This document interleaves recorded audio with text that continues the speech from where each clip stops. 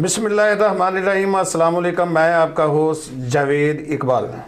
आप देख रहे हैं प्रोग्राम आवाज़े अंदलस। हमारे प्रोग्राम के आज मेहमान हैं मरूफ कानूनदान व तजिया नगार सफदर हुसैन संधू एडवोकेट साहब और हमारे सीनियर तजिया नगार अकरम नाज साहब, जिनसे आज जानने की कोशिश करेंगे कि मोहतरमा वज़ीर आला पंजाब मरीम नवाज़ साहबा ने पंजाब भर में नाजायज़ तजावज़ात के ख़ात्मे के लिए बहुत बड़ा ऑपरेशन जारी किया हुआ है, जिसमें दुकानों के शेड उतारे जा रहे हैं और शेखुपुरा के एसी का तबादला कर दिया और कहा गया है इस उहदे को फौरी तौर पर छोड़ दें।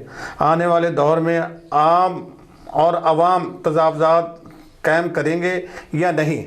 जी अपना संधू साहब हमें ये बताएं कि जो हमारी म्यूनसिपल कमेटी है सामान उठाकर ले जाते हैं और वापस कर देते हैं, इसकी क्या वजह है? शुक्रिया जनाब अंदलस न्यूज़ का, आपने मुझे बुलाया। मैं अर्ज़ करना हूँ कि ये तमाम मामलात जो हैं ये इनका तल्लक है रूल ऑफ लॉ से। और यहाँ पर मैं अब 74 साल का हो गया हूँ, देख रहा हूँ कि जब भी यहाँ तजावज़ात के लिए गवर्नमेंट ने कोशिश की है, उससे तजावज़ात से जो लोग हैं वो वक्ती तौर पर तंग होते हैं और उसके बाद वो जाकर म्यूनसिपल कमेटी के जो एहलकार हैं, जो अफसरान हैं, उनको रिश्वत देकर फिर अपने थड़े लगा लेते हैं।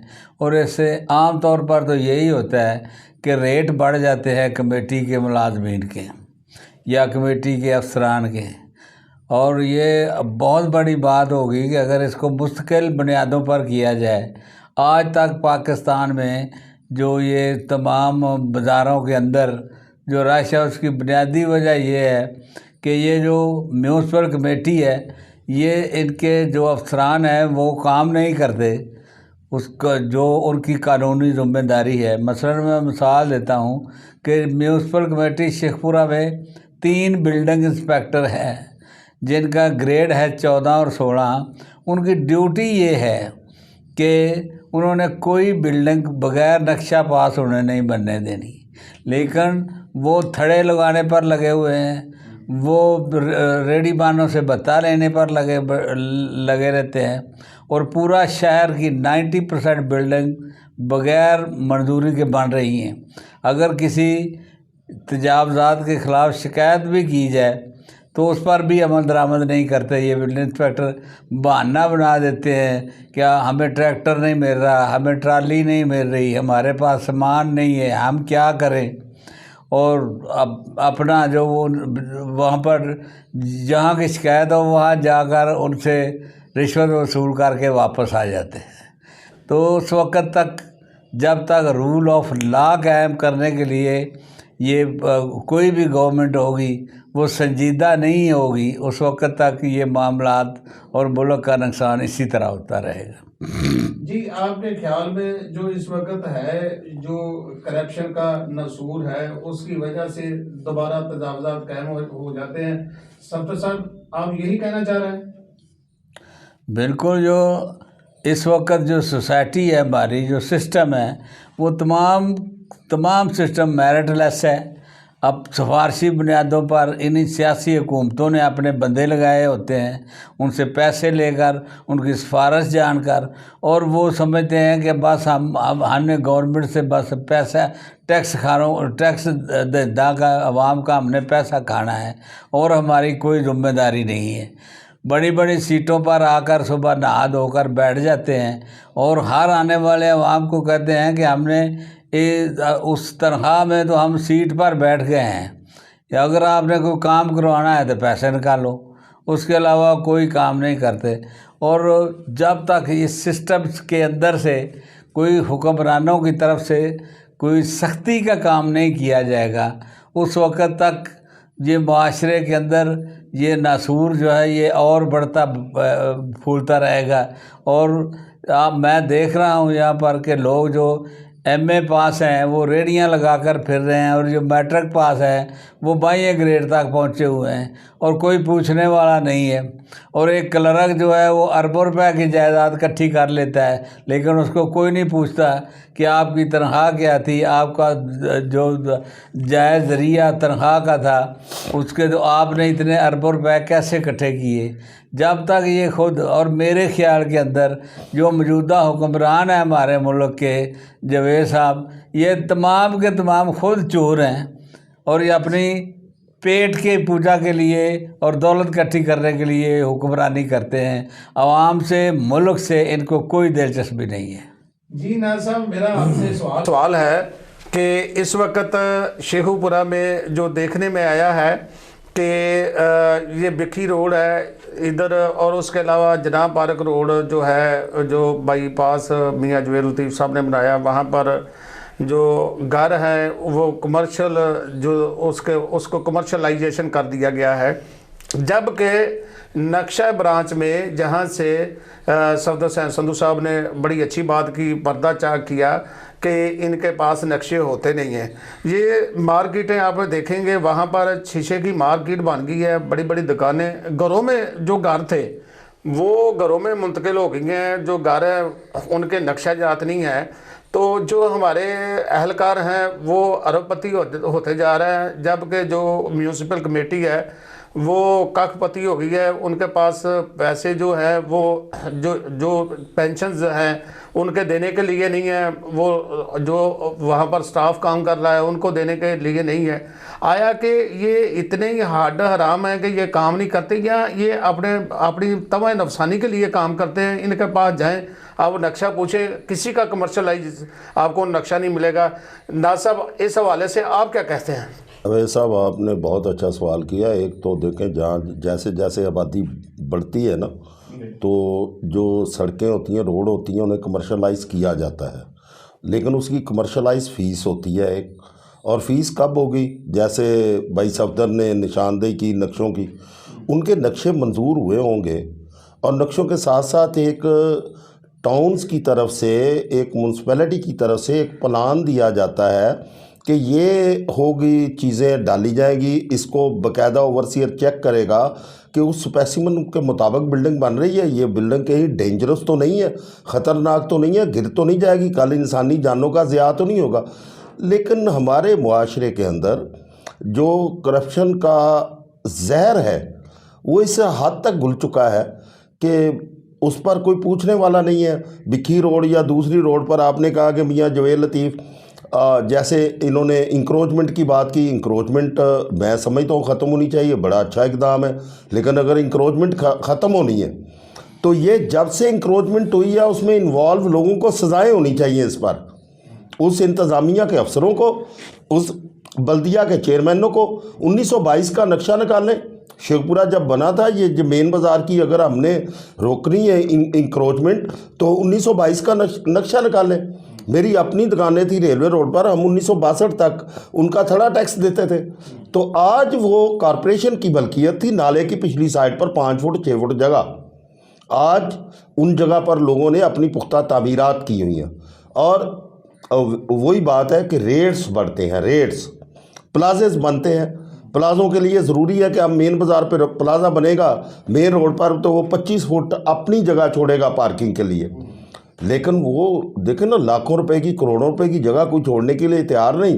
بلدیہ والے پیسے لیتے ہیں، کوئی چیک اینڈ بیلنس نہیں ہے، یہاں کوئی محاسبہ نہیں ہے. گالی دی جاتی ہے سیاستدان کو، گالی دی جاتی ہے پولیٹیکل ورکر کو، گالی دی جاتی ہے سماجی کارکنوں کو، معاشرتی ورکروں کو، گالی دی جاتی ہے استاذہ کو. لیکن ان کا کوئی محاسبہ نہیں، مقتدرہ کا کوئی محاسبہ نہیں ہے. انہیں کہا جاتا ہے ڈیٹا دو. ان کا کیوں نہیں لیا جاتا ڈیٹا؟ جیسے میں نے ایک دفعہ پہلے ہی مثال دی تھی کہ ایک آدمی کانسٹیبل بھرتی ہوا، 3 ایکڑ جگہ تھی. آج اگر وہ 4 مربے کا مالک ہے تو اس کے محاسبے کی ضرورت کیا رہے گی؟ اگر اس کی تنخواہ، آج وہ انسپیکٹر ہو کے اس کی تنخواہ 1 لاکھ 1.25 لاکھ ہے تو اس کے بچے ایچیسن پڑھتے ہیں تو اسے کوئی چیز پوچھنے کی ضرورت نہیں ہے. اس کے بچوں کا ایچیسن داخلہ ہی اس کی کرپشن کی نشاندہی کر رہا ہے. یہ ہے محاسبہ، اور اس پر سخت سزائیں، کڑی سزائیں دینی چاہیے. لیکن اس کے لیے تمام سوسائٹی کو اس کے خلاف احتجاج کرنا ہوگا. माहौल बनता है करप्शन के ख़िलाफ़, रिश्वत के ख़िलाफ़। घरों में लोग नफ़रत करे, पड़ोसी नफ़रत करे, कोई दूसरा नफ़रत करे। आज रिश्वत वाले को सलाम किया जाता है, मंशियात फरोश मोहल्ले का चौधरी होता है, अच्छा लैंड माफिया मोहल्ले की मस्जिद का प्रेसिडेंट होता है, करप्ट आदमी मोहल्ले में मस्जिद बनाता है, वो मस्जिद का बानी बना होता है। ये तमाम चीज़ें जो है, इसमें जब तक सोसाइटी नफ़रत करेगी नहीं, जब तक हम उनसे नफ़रत नहीं करेंगे, हम इनकी निशानदेही नहीं करेंगे, ये एक जहाद है। और इसको जो है ना, वो सेंग की तरह हमारी पूरे मुल्क को, पूरी सोसाइटी को ये करप्शन की सेंग खा रही है। लेकिन हम लेकर किनको आ रहे हैं? उन्हीं को जो करप्शन में निकलते हैं, अगली दफ़ा वो पवित्र हो जाते हैं। आज इमरान खान पर केस है, कल वो सादिक अमीन था, फिर वो सादिक अमीन हो जाएगा। कल नवाज शरीफ पर केसेस थे, वो आज सादिक अमीन है, वो फिर आ गया। कल पीपल्स पार्टी पर केसेस थे, उन्हें निकाला गया था, आज फिर वो इक़्तिदार में बैठे हुए हैं। तो इन के खिलाफ कार्रवाई। अच्छा नाज़ साहब, संधू साहब, मेरा आपसे ये सवाल है कि आपने देखा है कि जब क्रोचमेंट के ख़िलाफ़ एक्शंस होते हैं तो मेन बाज़ार है शहर शेखुपुरा का, तो उसी बार जो आवाम का गुज़रना है वो मुश्किल हो जाता है। इतना दुकान का किराया नहीं है जितना बाहर जिसने छोटी सी दुकान लगाई होती है दुकान सड़क पे, उसका रेंट वो दुकान वाले को ज़्यादा देता है। तो बल्दिया इनको क्यों नहीं हटा सकती? संधू साहब, आप माशाल्लाह कानूनदान भी हैं, तो आप इनको किस नज़र से देखते हैं? मैंने अर्ज़ किया है कि ये स्वाय करप्शन के और जो हमारी इंतज़ामिया है, वो सारी इंतज़ामिया ही चोर है। म्यूनसिपल कमेटी शेखपुरा में, जैसे आपने बताया कि मैं एक चीफ ऑफिसर है, एक एमओ फाइनेंस है, एक एमओ रेवेन्यू है, एक एमओ इंक्रोचमेंट है, एक एमओ, यानी कुछ 10 अफसर हैं जो ग्रेड 18 की और तनख्वाहें वसूल कर रहे हैं। और मुझे तकरीबन 1.5 महीना हो गया है, मैं एक इंक्रोचमेंट मेरे महल्ले की थी, उसके लिए वहाँ पर मैंने बाकायदा डीसी साहब को दरख्वास्त देकर रिकमेंड करवाई है। और हम 4-5 वकला चीफ ऑफिसर के पास मुसलसल जा रहे हैं, और वो आगे आर्डर दे देता है अपने नुमाइंदों को। मसलन एक कोई हाफिज साहब हैं, वो इंचार्ज हैं, अकील साहब हैं, वो इंचार्ज है, वो एमओ रेवेन्यू को कह देता है, वो मुझे हर रोज़ कहते हैं कि हम कल करेंगे, परसों करेंगे, लेकिन 1.5 महीने के अंदर नहीं किया। और बहाना सिर्फ ये है कि हमारी पूरी म्यूनसिपल कमेटी के पास सिर्फ एक ही ट्रैक्टर है, वो ट्रैक्टर जो आजकल तजावज़ात हटाने के लिए लगा हुआ है, इसलिए आपकी तजावज़ात जो है ना वो बारी नहीं आती है। तो ये तमाम इस तरह के मामलात हैं। मैंने सफदर साहब आपसे ये सवाल किया था कि जो बाज़ार में अक्रोचमेंट है, जो तजावज़ात कायम की हुई हैं, आवाम का गुजरना मुश्किल हो जाता है, इस पे आपकी राय मांगी थी कि आप इसको बाज़ार की जो अक्रोचमेंट है, तजावज़ात है, इसको किस नज़र से देखते हैं? आया कि हमारे पाकिस्तान में कानूनदान इतने कमज़ोर हैं, या जो लोग बैठे हुए हैं वो ठंडी हवाओं में बैठे होते हैं, सर्दियों में गर्म हवाओं में बैठे होते हैं, वो एक्शन नहीं लेते? इसकी क्या बड़ी वजह है? इसकी बड़ी वजह यह है कि ये अवाम को अहमियत किसी भी रियासत के लिए, किसी भी हुकूमत के लिए, पूरी दुनिया के अंदर 5 चीज़ें हैं जो हुकूमत के ज़िम्मे होती हैं। नंबर 1 कि जब बच्चा पैदा होता है तो जब तक वो पढ़ना चाहता है, तालीम उस रियासत के ज़िम्मा होती है। लेकिन हम यहाँ फारग हैं, गलियों में प्राइवेट स्कूल बना कर दिए हुए हैं, और घरों में हमने कॉलेज बना कर दिए हुए हैं, और यूनिवर्सिटियाँ कर दी हैं आम, लेकिन उनकी फ़ीस इतनी है कि कोई जो करोड़ों लोग ऐसे हैं जो फ़ीस अदा करने से महरूम हैं और वो अनपढ़ रह जाते हैं। इसी तरह ये जो हुक्मरान हैं, ये ऐसे सिक्योरिटी मुहैया करना इनका काम होता है, लेकिन कोई सिक्योरिटी नहीं है। जिस किसी ने दुकान बनानी है उसको अपना गार्ड रखना पड़ता है, तब जगह जगह पर लोगों ने अपने गार्ड रखे हुए हैं। ये स्टेडियम हमारा गार्डों से भरा होता है। इसलिए तीसरा इनकी जो ड्यूटी होती है, रियासत की बुनियादी ड्यूटी जो पूरी दुनिया में तस्लीम की जाती है, कि उन्होंने लोगों को रोज़गार देना होता है। तो वो कतई हमारी रियासत रोज़गार देने से खाली है, ना किसी को कोई रोज़गार मिल रहा है, ना किसी को एजुकेशन के मुताबिक काम मिल रहा है, और वो रुल रहे हैं। जिन लोगों का हुक्मरानी के साथ कोई ताल्लुक़ होता है उनके लिए वो सीटें हैं। कोई मेरिट नाम की शय ही नहीं रहेगी। फर्जी स्टूडेंटों को, तालिब इल्मों को, ज़रूरतमंदों को इंटरव्यू लेके बुलाते हैं, और इंटरव्यू बुलाने के बाद जब वो सब पास हो जाता है, इंटरव्यू बुलाकर कहते हैं लो भाई 16 लाख रुपया दे दो, तुम्हें नौकरी दे देते हैं, और वो बेचारा गरीब आदमी होता है अपने घर चला जाता है। जब तक ये मामला रहेगा, और हमारी जो आवाम से मेरी अपील है कि वो अपने अंदर ये पहचाने कि कौन लोग हैं जो इस मुल्क के अवाम को गरीब रखना चाहते हैं।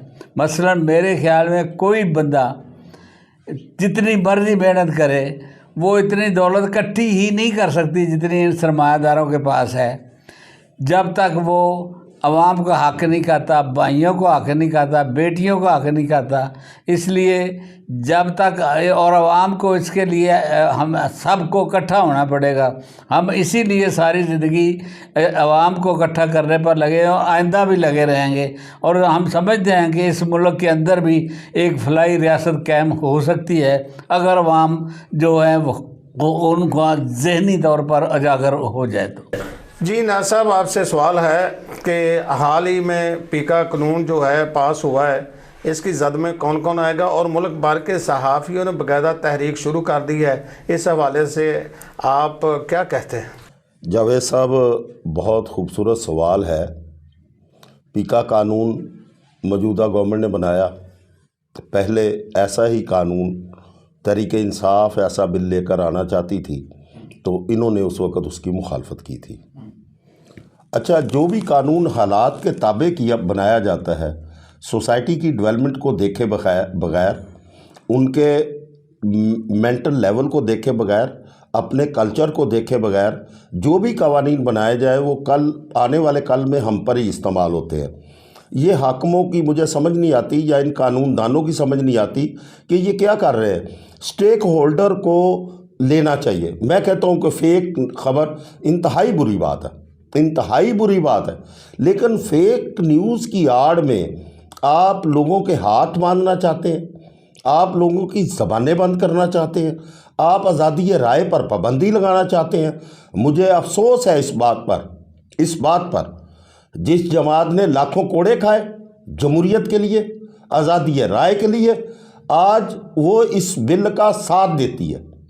पीपल्स पार्टी ने उस वक्त मुखालफत की थी, जब ये बिल आया इन्होंने कहा हम मुखालफत करेंगे, लेकिन असम्बली में उनका साथ देकर ये बनवाया।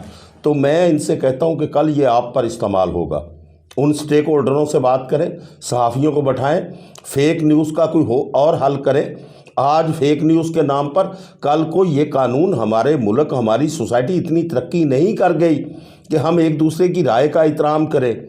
जमहूरी डेमोक्रेटिक कल्चर यहाँ डेवलप नहीं हुआ कि हम लोगों की राय का एहतराम करें, मुखालिफ को दुश्मन ना समझें, मुखालिफ के साथ इख्तिलाफ राय पर मुकालमा करें। यहाँ तो ज़ाती दुश्मनी पड़ती हैं ना। अगर पीटीआई बरसर इक़्तिदार तो वो कहेगा कि मैं उसकी मूछें खींच लूँगा सनाउल्लाह की। भाई सनाउल्लाह ने तुम्हारी गली तोड़ी हुई है, तुम्हारी गाड़ी तोड़ दी थी, तुम उसकी मूछें खींचोगे। आज ये बरसर इक़्तिदार ये कहते हैं हम पीटीआई को ये कर देंगे, यूथियों को ये कर देंगे। ओ भाई, तुम्हारे उन्होंने घर के आगे गंदगी ढूंढी फेंक दी है। अगर उन्होंने कोई जुर्म किया या कोई इख्तिलाफ राय है तो उस पर मुकालमा करें, डिबेट करें। आपने एक डिबेटिंग सोसाइटी बनाई हुई है असम्बली, जो सिर्फ डिबेटिंग सोसाइटी है और रबड़ स्टैंप है। मैं ये कहता हूँ मुक़्तदर है ही नहीं है, जमहूरियत है ही नहीं इस मुल्क में। जमहूरियत के नाम पर फ्रॉड हो रहा है। लूली लंगड़ी जमहूरियत भी अच्छी होती है, लेकिन ये डिबेटिंग सोसाइटी की बजाय अपने ज़मीर की आवाज़ पर लब्बैक कहें। जब ये अपोजिशन में होते हैं तो सहाफ़ी बड़े अच्छे, जर्नलिस्ट बड़े अच्छे। मैं कहता हूँ कि ज़र्द सहाफ़त है हमारे मुल्क में, लफाफा सहाफ़त है, उनकी पहचान करें। लफाफे वाले तो आपके अजीज़ हैं, उन्हीं को तो आप अपनी जगहों पर बैठाते हैं, उनका मुहासबा करें, हक़ की आवाज़ देने वालों का साथ दें। वो आज आप पर तनकीद कर रहे हैं तो कल मुखालिफ पर भी यही तनकीद करेंगे, वो उनके भी गलत इक़दामात की वो निशानदेही करेंगे। लफाफा सहाफ़त आज आपकी तारीफ़ कर रही है, कल आने वाले से लफाफा लेकर उनकी तारीफ़ करेगी। اس لیے ایسے قوانین جو لوگوں کی رائے پر، جو لوگوں کی زبان پر، جو کیمرے کی آنکھ پر، قلم پر پابندی لگائے، لعنت بھیجتا ہوں میں ایسے قانون پر۔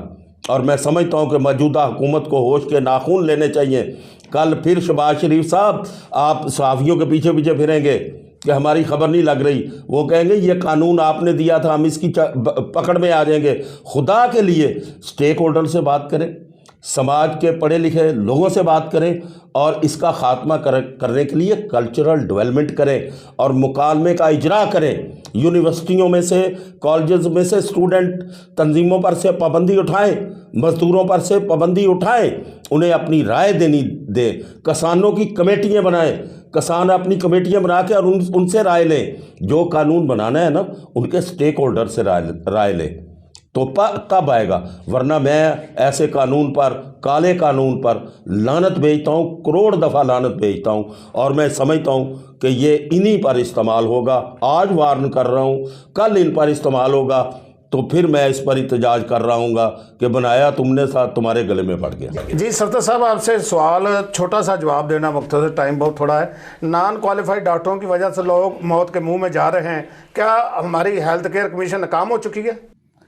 ہیلتھ کیئر کمیشن جو بنا ہوا ہے اس میں بھی کوئی میرٹ نام کی چیز نہیں ہے۔ ایسے ڈاکٹر، ایسے پروفیسر جو واقعتاً عوام کی فلاح چاہتے ہیں، ان کو نوکریوں سے نکال دیا جاتا ہے، کھڈے لائن لگا دیا جاتا ہے، اور ایسے لوگ جو کسائیوں کا کام کرتے ہیں ان کو ایم ایس بنا دیا جاتا ہے۔ بڑی بڑی سیٹوں پر اور بڑی بڑی تنخواہوں پر ڈاکٹر نہیں میں نان کوالیفائڈ ڈاکٹر جو محلوں میں بیٹھے ہوئے ہیں ان کی وجہ سے لوگ جو ہیں ان کو چیک اینڈ بیلنس نہیں ہو رہا ان پہ۔ میں آ رہا ہوں کہ چونکہ لوگوں کے پاس نہ کوئی صنعت ترقی کر رہی ہے، نہ کوئی زراعت ترقی کر رہی ہے، نہ کوئی روزگار ہے، تو لوگوں کے پاس پیسہ ہی نہیں ڈاکٹروں کی فیسیں ادا کرنے کا، تو وہ مجبوراً اپنی زندگی بچانے کے لیے ان کوالیفائڈ انڈر میٹرک سٹور والوں کے پاس چلے جاتے ہیں۔ جب سٹور بھی کوئی بندہ نہیں کھول سکتا قانون کے مطابق جو فارمیسی نہ جس نے کی ہو، لیکن چونکہ یہاں پر میرٹ نام کی کوئی چیز نہیں ہے، تو تمام ان پڑھ لوگ سٹور، بلکہ دواخانے کھول کر بیٹھے ہوئے ہیں۔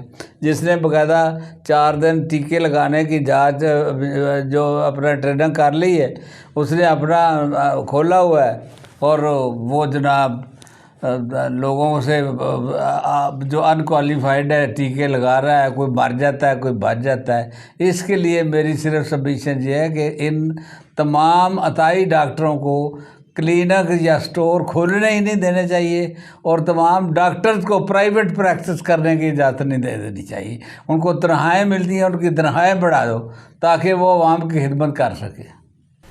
جی ناز صاحب، آپ سے چھوٹا سا سوال ہے، چھوٹی سی رائے دیں۔ ہمارے جو پڑھے لکھے ڈاکٹر ہیں ان کو NPA دیا جاتا ہے، جسے کہتے ہیں نان پریکٹس الاؤنس، جبکہ ان کو نان پریکٹس الاؤنس ملنے کے باوجود وہ پرائیویٹ ہاسپٹلوں میں اپنی پریکٹس جاری رکھتے ہیں۔ اس حوالے سے آپ کیا کہتے ہیں؟ شیخو پورہ سے تقریباً 1.5 کروڑ روپے جو ہے نا NPA دیے جا رہے ہیں جو کوالیفائڈ ڈاکٹر ہیں، تو اس کے باوجود وہ اپنی پریکٹس کرتے ہیں۔ چھوٹا سا مختصر جواب دیجیے۔ ان پریکٹیشن الاؤنس سے ان کا کیا بنتا ہے؟ وہ تو بڑی معمولی سی رقم ہے۔ وہ تو اس پروفیشن میں اس لیے نہیں آیا کہ ہم مسیحا بنیں، وہ تو یہ پروٹوکول سوسائٹی میں دولت اکٹھی کرنے کے لیے آئے ہیں۔ جب سوسائٹی زوال پذیر ہو تو پھر استاد بھی کرپٹ ہوتا ہے، ڈاکٹر بھی کرپٹ ہوتا ہے، اور پھر صحافی بھی کرپٹ ہوتے ہیں، اور ہمارے انٹلیکچول کرپٹ ہوتا ہے، ہمارا انٹیلیجنس یا کرپٹ ہے۔ ڈاکٹر بھی اس کا حصہ ہیں، وہ بھی کر رہے ہیں، اور لوٹ مار چل رہی ہے، کوئی احتساب نہیں ہے، ان سے پوچھے کون۔ اس کے ساتھ ہی ہم اپنے مہمانوں کا شکریہ ادا کرتے ہیں، ناظرین جنہوں نے ہمیں اپنا قیمتی وقت دیا۔ ہمارے ٹی وی چینل کو لائک کریں، فالو کریں، اس کے ساتھ ہمیں اجازت دیں، کمنٹس میں اپنی رائے ضرور دیجیے گا۔ شکریہ۔